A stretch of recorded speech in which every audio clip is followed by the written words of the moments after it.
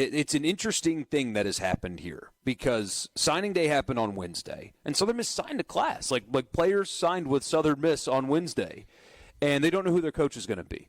But they do know who their coach is going to be, but they don't know who their coach is going to be. And Southern Miss fans are going to be watching very closely the SunBelt Championship, not because their team is in it, but because their coach is their coach is in their it. Their expected coach is in it. Their coach is in it. So let's start there. Your reaction, just initial reaction to Charles Huff and Southern Miss. So when you start looking at who some of the final candidates were, about a month ago, 3 weeks ago, there was some speculation that there might be somebody, in SunBelt land that might be interested in it, And so I think the name that popped up then was people thought, Brian Vincent, maybe, with the ULM, but he's only been there 1 year. And it would be really strange if Southern Miss got a SBC coach, Right. So coordinators started coming up, and it looked like, the names that got thrown out, Todd Hartley, associate head coach at Georgia. Of course, Buster Faulkner, who was the OC at Southern Miss and looked really good in that game against Georgia. Yeah, it was phenomenal.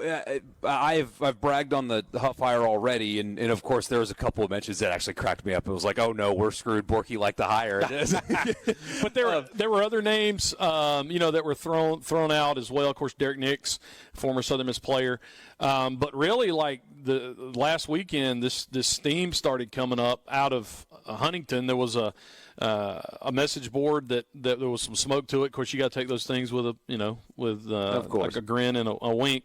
But then as the week progressed, as the weekend came and Monday and Tuesday came, it was like, oh wow, there's like this is going down. Yeah. And Southern Miss is about to hire the coach that just beat them 37-3.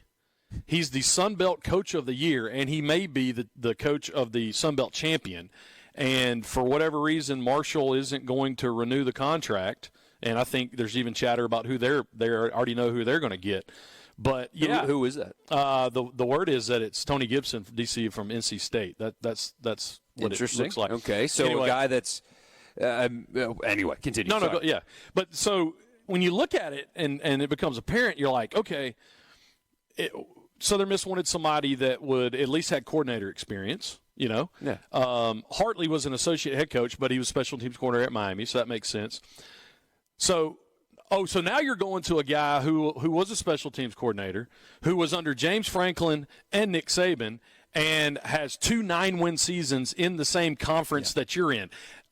Jeremy McClain couldn't have done better. I mean, you talk about a home run hire. I mean, if you can check all the boxes, there's an extra box that says, I don't know, as best you can say, like, perfect scenario, and I use the word perfect very loosely. Sure. I think Charles Huff checks an extra box that maybe Southern Miss fans weren't thinking was possible. I mean, and that's the thing. And, when we talked about it last week, it was, Marshall's not renewing his contract. There must be something wrong there. And I thought, he has publicly voiced frustration with lack of support, that he hasn't gotten that there. And maybe it's as simple as he's frustrated with not getting what he thinks he needs to compete in the SunBelt. Southern Miss, we'll see the contract later, but, able to offer him a few $100,000 at a minimum more than what he's currently getting. What if he just looks it will be significantly more than what he's making. So he looks at it as, it sounds like he was afforded an opportunity to go somewhere that's more committed than his current job, and so had no desire to renew at his current job when a better one is, even though it's in his own league, and it feels like that's an uncommon thing, going from one league school to another. It just, the way it's been laid out, it just makes so much more sense. And I don't know. I haven't figured out a way to think that the deal with Marshall and him not getting renewed there is somehow a problem. It seems very transparent, especially with how public he's been about it. Yeah, and you don't know all the scenarios or the dynamics there. Why or why not he didn't get a renewal last year. He's been in 3 straight bowl games.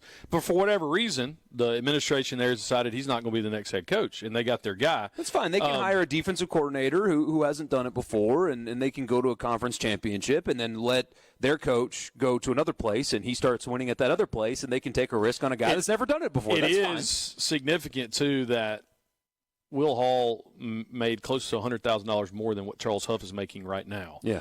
And, of course, Kenny at Texas State signed a $2 million deal. Southern Miss is going to pay Charles Huff more than $1 million. And this is encouraging for Southern Miss fans out there. Southern Miss now will have, not just in the top half, but maybe in the top quarter, so top 4 of 12 or 14 teams in the SunBelt of coaching salary. The assistants pool should go up, and Southern Miss will probably be in the top 4 in NIL in the SunBelt as well. And the NIL deal is what was some of the frustrating part about what's happened over the last couple of years is that there were fans, and you heard Coach Hall talk about it, where Southern Miss was in a good position NIL-wise.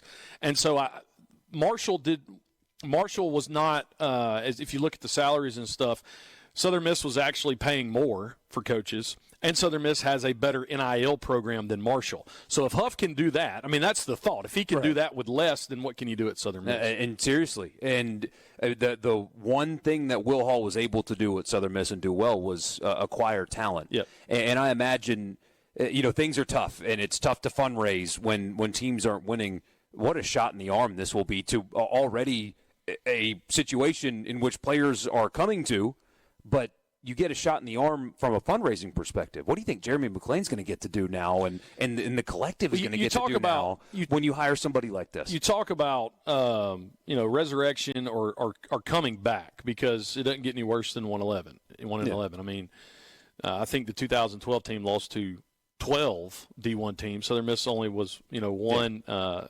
FCS win this year. But the point is, you can look at anybody in this league, and you don't even have to know the dynamics of Marshall. If you want to dive in, that's fine. But you're going and getting the coach of the year in your league who just beat you by 5 touchdowns. That was the game that I got inducted to the Hall of Fame, was when we got beat 37-3 and Huff's on the other sideline. And we're in hindsight, that probably feels good now, though, right? But yeah, the point is that Jeremy McClain can look out and say, see, I told you we meant business. Mm-hmm. I told you we were going to go get somebody. And, by the way, guess who Charles Huff's first game is going to be against in the Rock? It's going to be the Mississippi State Bulldogs next year, who he was the associate head coach in 2018. And you want to talk about a re-energized fan base with a hire leading into a football so you're kind of breaking news a little bit, because the schedules get released, the dates get released on Wednesday of next week, at least for SEC teams. We have been able to get Ole Miss's schedule, not State. So season I'm pretty opener. sure it's August the 30th. I'll check that during the commercial break. But, yeah, pretty sure that's what it is. How about that? First game. I mean, it's a message too, right, from McClain, because there's been a lot of worry, and we've had Southern Miss fans text the show with, and it's emotional. They don't really mean it, but we should just give up. I mean, we should give up on football. This shows you that you got a chance, man. Not only are you not giving up, you're just down at the moment. Jeremy McClain said, "We're not out." Good stuff. I mean, it's a big time hire, and the type of candidate that, and this isn't an anti-Southern Miss thing, because it's the type of candidate that Mississippi State couldn't have gone after, a interconference coach. That just doesn't happen very often. We'll continue. The way was inducted on the field at the same time Charles Huff coached his first game as the head. Wait, no, it doesn't really work like that. So Southern Miss did sign a class this week, and just part of me thinks that a class like that and the guys that stayed with Southern Miss should be a fan's favorite player. Hmm? I mean, team didn't perform well, obviously. That's why their coach gets fired. And yet, with all that uncertainty and all the ease of access to leave a place that the transfer portal allows, and just this era is encouraging players to, it's tough, get out, right? And they still signed with Southern Miss. I mean, I think as a fan, like, those are the kind of guys that you just want to embrace in ways that, with all the uncertainty, they still sign with your school and want to be at your school before anything else. Yeah, so 5 guys signed this week, and those 5 guys are, I mean, that's awesome that they did that. And it really is. And with those guys, one hometown guy, Malachi Henderson from Oak Grove, Pascagoula quarterback Silas Corder, up and around in your neck of the woods, Madison Central. Jack Richardson's a punter. Of course, punter are people too. Cole has him as a 5-star, as far as punters go, right. And he's in the top 20 nationally. So, I mean, you sign a couple special teams people. Here's the deal. You can look at that and you could say, well, this team signed this, and this team signed this, and this team signed this. Southern Miss, signed 5 guys. Yeah, but your head coach was let go in late October, and so the biggest recruiting that went on with Southern Miss was when Reed Stringer took over. The portal was not closed, and from the time the first window, only 2 guys hit the portal, and so. You're seeing, Rodemaker and some other guys. And if you're confused out there, we keep saying the portal opens Monday. When you fire a head coach, 30 days, wide open, away. So it opened, and Reed Stringer, who did a very good job as interim head coach, tried to sell as much as these guys as he could. Stick around. It's going to be good, And so you look at, you only got 5 in this recruiting class, and I'll say more of that in just a second. The point was you probably kept more in the first 30 days than what you would have otherwise. With that said, from what we know at Marshall, Huff will work the portal, and which does open on Monday. He will use NIL to his benefit, and so it looks dry right now. They're coming, and that's there's a lot of downsides to this era, but that's kind of the beauty of it as well. Is a new coach taking over is not in dire straits. Could you imagine if there was no transfer portal? Just the amount of players that he would have on his team next year would be concerning. There's just not enough guys. And I think the encouragement Southern Miss fans take is when they look at what Monroe did, who has far less resources than what's in Hattiesburg, just as from an athletic program standpoint, at the athletic department standpoint. And Brian Vincent got 5 wins out of that team this year. I think that's very encouraging to see it. Kenny did it at Texas State, but, he came from being a head coach. Right. And so – I don't necessarily see 70 or whatever the crazy 50 or whatever the crazy number was from Incarnate Word. But, I feel like there'll be a significant amount of dudes from Marshall. There may be as many as 10. I don't know the number, but the fact is this is a guy that is going to have better resources with NIL. And so, I think there will be in a situation like this, too, you still have another signing period to get to, and you got plenty of time to bring your guys in. And so moving forward now that Southern Miss has stepped up in ways that they haven't previously is not the right way to put it, but they are increasing their financial investment in football very clearly, at least at the head coach level. And you're talking about fundraising with NIL being at the upper part of the SunBelt. What needs to happen now, though? Because as backwards as it may be, fans are more needed than they ever have been to breed success of their football program. So what needs to happen now when, or I guess we still have to say if, Charles Huff is actually announced on Monday, what does everybody else need to do now? But think about it. You had a 1-11 team, and you still had a top-tier NIL program in place. Yeah. So there is passionate fanhood at Southern Miss. I know you guys occasionally will get some pretty incredible text, right? We do. But the flip side of that is that there is a strong numerous contingent of Southern Miss fans that are passionate about their team. And even though the success hasn't been on the field, you've seen that with NIL and with other things that have come through. Jeremy launched a pretty substantial fundraising program a couple years back. They're getting ready to do Reed Green, get ready to renovate that. The point is that there's this excitement with Huff when he'll be announced. And as we mentioned going to break, it is Saturday, August 30th. Mississippi State comes to the Rock. So I think that with another successful baseball season, it'll blend itself. Absolutely. And we don't know generally what a school has in NIL. And we get texts all the time. Ole Miss spent $25 million on their team in 2024. Well, no, they didn't. But also, I can't send you a link to prove it, right? But the proof is in player acquisition. That's the easy. How much money do you have? Well, what kind of players do you get? Despite the struggles, Will Hall recruited top classes in the SunBelt every year. That's an objective fact. So even if are they first in the SunBelt or fourth or third or whatever, they're recruiting top classes in the SunBelt every year. So the proof is there, right? Player acquisition, it's that simple. And so bring in a head coach like this, and it's already at the top, like you've mentioned, but.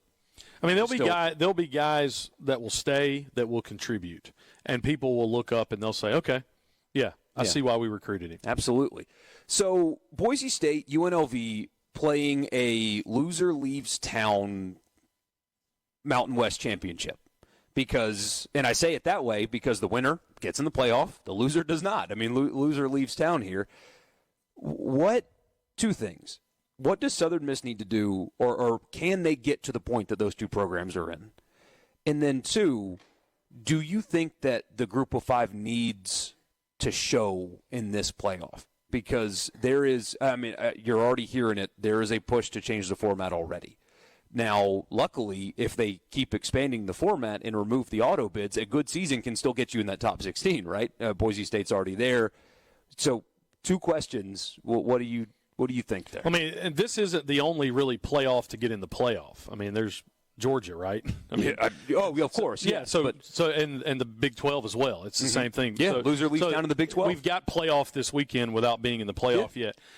So to answer the first question, I mean, it's just literally it's easy. You got to win.